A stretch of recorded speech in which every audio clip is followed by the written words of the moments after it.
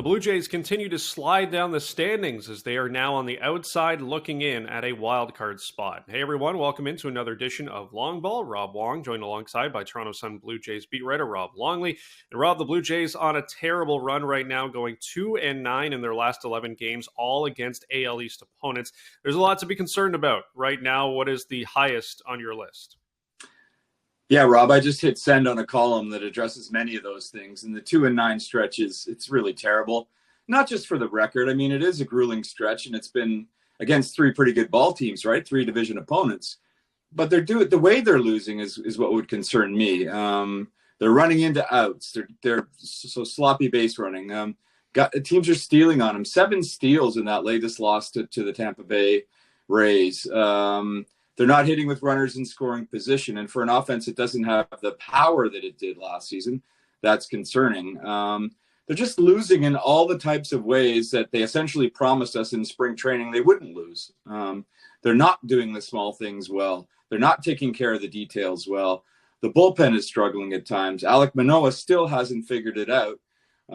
It's like a team when it gets on a skid like this, they can't seem to find their way out of it.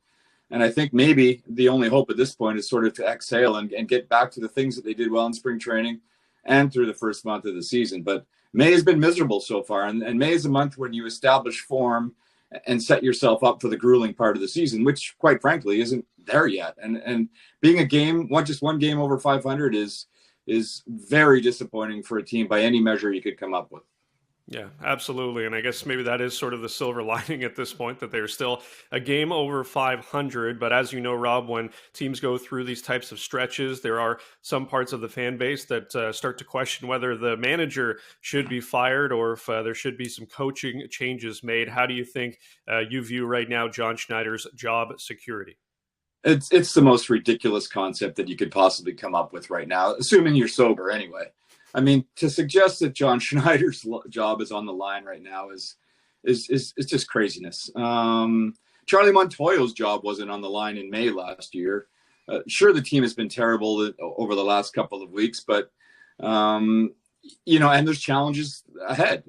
And John Schneider admitted that after losing the third of 4 in Tampa the other day, that the coaching staff has to be better and they do have to clean up some things, right?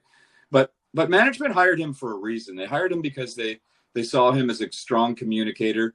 They hired him because they see him as a guy who has strong relationships with many of the players on the roster. And they hired him because they thought that he would be the kind of guy who would help the team through rough stretches when they come. The challenge is there for John Schneider right now, but the biggest challenge is for the players. It's the players that have to pick up their game. This team, from everything I've been able to gather, is very well coached. And they showed that through spring training and in the early part of the season. Schneider's job is not in jeopardy. Now, if this skid continues and they fall further out of a playoff spot and well below 500 once we get to the midsummer, then we can talk about getting a new manager. But any talk of that right now is just pure silliness, in my opinion.